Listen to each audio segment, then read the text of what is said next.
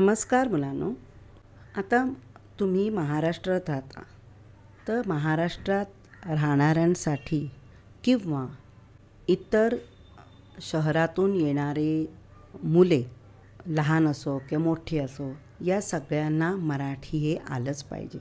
मराठी जर येत नसेल तर त्यांना प्रत्येक ठिकाणी अडचणी येऊ शकतील. तर त्यासाठी मी मराठी बेस म्हणजे मराठी सुरुवातीपासून शिकवण्याचा प्रयत्न करणार आहे. मी माझ्या दुसऱ्या शॉर्टमध्ये मुळाक्षरांचा व्हिडिओ टाकलेला आहे. आपण मुळाक्षरे बघूया. मुळाक्षरे 2 प्रकारचे आहेत, स्वर आणि व्यंजन. अ, आ, इ, ई, उ, ऊ, ऋ, ए, ॲ, ऐ, ओ, ऑ, औ, अंग, आहा. या मराठी स्वराबरोबर मी खाली इंग्रजी अक्षरही लिहिलेली आहेत. आता पाहूया व्यंजन. क, ख, ग, घ, ण, च, छ, ज, झ, य, ट, ठ, ड, ढ, न, त, थ, द, ध, न, प, फ, ब, भ, म, य, र, ल, व, श, श, स, ह, ळ, क्षज्ञ. आता या हे जी व्यंजन आहेत, या व्यंजनांच्या खाली म्हणजे मराठी व्यंजनांच्या खाली मी इंग्रजी अक्षरं लिहिलेली आहेत. म्हणजेच तुम्हाला काही शब्द लिहायचे असतील, म्हणजे मराठी शब्द लिहायचे असतील, तर तुम्ही या इंग्रजी शब्दांवरून मराठी शब्द लिहू शकता. जर तुम्हाला मराठी शिकायचं असेल तर तुम्हाला मुळापासून जायला पाहिजे. मुळापासून याचा अर्थ तुम्हाला मुळाक्षरे शिकली पाहिजेत. कोणतं अक्षर कसं आहे, कसं लिहावं, कसं उच्चारण करावं हे तुम्हाला माहिती हवं. जर ते तुम्हाला व्यवस्थित माहिती असेल तर तुम्ही त्या अक्षरांचा शब्दांमध्ये, वाक्यांमध्ये उपयोग करू शकता.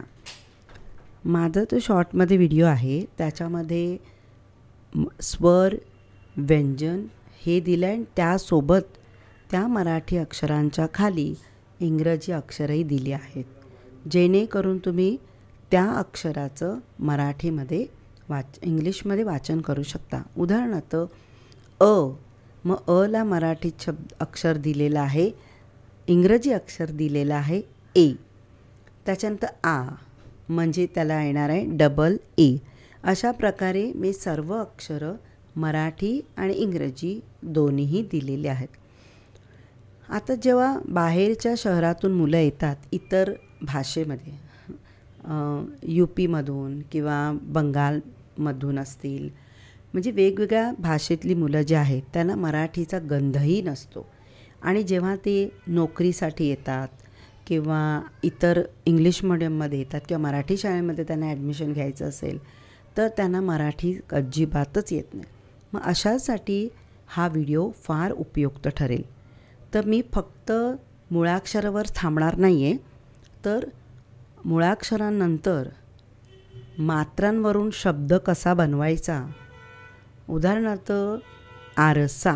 आता आ, र, सा हा आ कसा बनवायचा, सा कसा बनवायचा आणि तो वाचायचा कसा, हे प्रत्येक मात्राचं मी माझ्या व्हिडिओमध्ये मी शिकवणार आहे. म्हणजे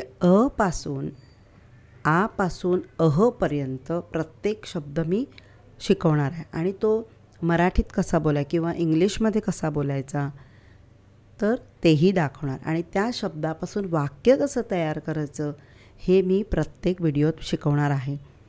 तर प्रत्येक आची मात्रा, ऊची मात्रा, ईची मात्रा असे सगळे मात्रा मी शिकवणार आहे.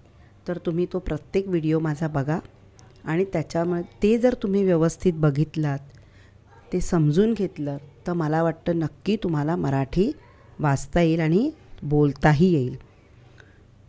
तेव्हा जो माझा व्हिडिओ आहे तो बघा. मुळाक्षरांपासून सुरुवात करा तुम्ही, जेणेकरून तुम्हाला पुढच्या कामामध्ये तुम्ही जर नोकरी करणार असाल तर नोकरीसाठी सुद्धा मराठीचा तुम्हाला फार उपयोग होईल. कारण आजकाल महाराष्ट्रामध्ये सर्व ठिकाणी इवन नुसता फॉर्म भरायचा असेल तर मराठीत भरायला लागतो. बँकेत म्हणा, पोस्टात म्हणा, मोठमोठ्या कंपनीत म्हणा, सगळीकडे मराठीचा वापर केला जातो. त्यामुळे महाराष्ट्रात आल्यानंतर तुम्हाला मराठी येणं अत्यंत गरजेचं आहे. तेव्हा तुम्ही माझा व्हिडिओ बघा आणि हाही व्हिडिओ जो मी सांगितला आहे तो ऐका, शेअर करा, लाईक करा, सबस्क्राईब करा आणि काही तुम्हाला म्हणायचं असेल, काही प्रश्न असतील तर माझ्या कमेंट्समध्ये सांगा. थँक्यू.